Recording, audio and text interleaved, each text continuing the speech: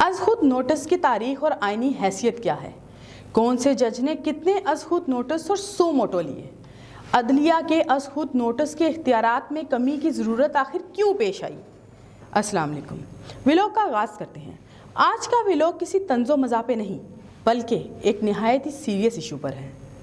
انتخابات میں تاخیر کیس میں تاخیر کی بنیادی وجہ از خود نوٹس ہے۔ از خود نوٹس کے اختیارات کو محدود کرنے کے بل کا مقصد سیاسی عدم استحکام پیدا کرنے والے معاملات میں عدلیہ کی بیجا مداخلت کو روکنا ہے۔ از خود نوٹس کے اختیارات کو محدود کرنے کے بل کو supreme court practice and procedure act کا نام دیا گیا۔ بل میں کہا گیا، آئین کے آرٹیکل 184(3) کے تحت کوئی بھی کیس ججز پر مشتمل 3 رکنی کمیٹی کے سامنے رکھا جائے گا جو اس کے قابل سماعت ہونے کا فیصلہ کرے گی۔ یہ تو بل میں کہا گیا ہے۔ اب آتے ہیں چیف جسٹس کے از خود نوٹس کے اختیار کا آخرکار آئینی طریقہ کیا ہے۔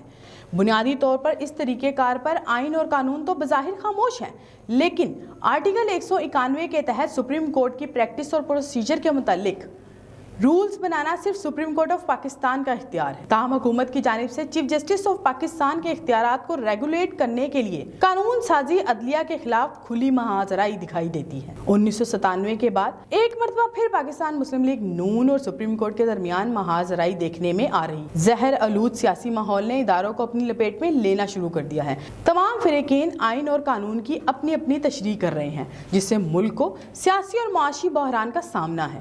انتخابات ہونے ہیں یا نہ ہونے کی بحث جاری ہے، جبکہ آئین توڑنے کی بھی کیا سرائیاں سامنے آ رہی ہیں۔ Supreme court practice and procedure 2023 کا مقصد سو موٹو نوٹس کے حوالے سے چیف جسٹس کو انفرادی حیثیت میں حاصل اختیارات کو کم کرنا ہے۔ موجودہ سیاسی بحران کو مد نظر رکھتے ہوئے حکومت اور اپوزیشن کی جانب سے اس بل کو خوب حمایت ملی۔ یہی نہیں، قومی اسمبلی میں بھی عدلیہ کے خلاف قرارداد متفقہ طور پر منظور کی گئی، جو کہ سب جانتے ہیں۔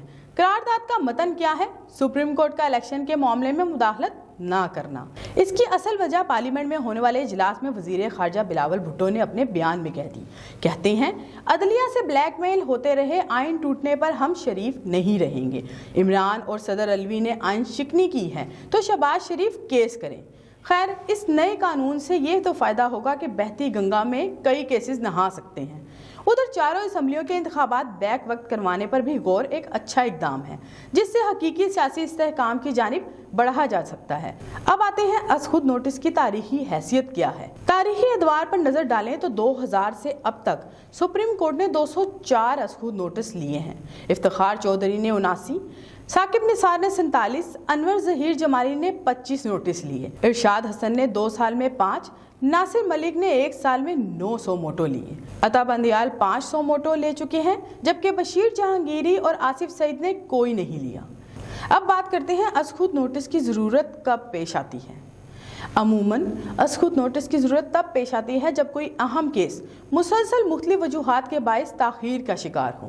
سننے میں تو یہ بھی آیا ہے کہ نئے قانون سازی کا عمل عدلیہ پر قدغن کے مترادف ہے، جس پر وکلا نے بھی برہمی کا اظہار کیا ہے، جبکہ چاروں بار ایسوسیشنز کے بیانات کے مطابق سپریم کورٹ سے متعلق قانون سازی قابل ستائش ہے اور سپریم کورٹ کی جوڈیشل پاور ختم نہیں ہو سکتی، جو کہ ایک خطرے کی گھنٹی ہے۔ اس لیے ملک کو انارکی سے بچانے اور مسائل کا واحد حل مفاہمتی سیاست ہے۔ مفاہمتی سیاست کی بات کی جائے تو اس کی ناکامی کی کئی وجوہات ہو سکتی ہیں، جیسا کہ ایک نجی چینل کو انٹرویو دیتے ہوئے پاکستان بار کونسل کے وائس چیئرمین کامران مرتضیٰ نے کہا کہ بہت سے ایسے از خود نوٹس ہیں جو ذاتی پسند اور ناپسند کے تحت لیے گئے ہیں، اور از خود نوٹس کی اگر واضح طور پر تشریح نہ کی گئی تو پھر لوگوں کا سپریم کورٹ پر اعتماد میں کمی آئے گی۔ یہی نہیں، اس کے علاوہ ایک اور سب سے اہم اور بڑی وجہ از خود نوٹس کا باعث بنتی ہے، وہ ہے عدلیہ میں اختلافات، کیونکہ موجودہ صورتحال کا بھی ہمیں اسی لیے سامنا کرنا پڑ رہا ہے۔ سوال ہے کہ عدلیہ میں ابھرتے اختلافات کے پیش نظر اس ملک کو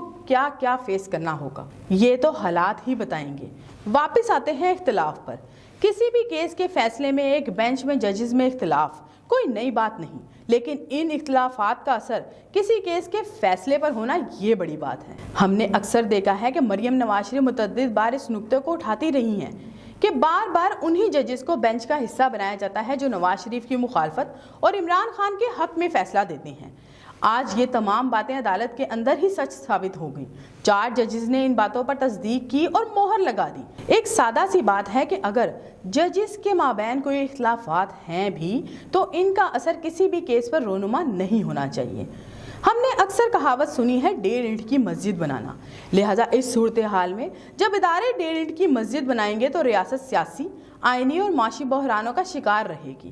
اختلافات تو تب بھی ہوتے ہیں جب ایک ادارے کے سربراہ کی جانب سے متوازن رویہ اختیار نہیں کیا جاتا، اور اس سینیریو میں سنجیدہ معاملہ کیوں ہے؟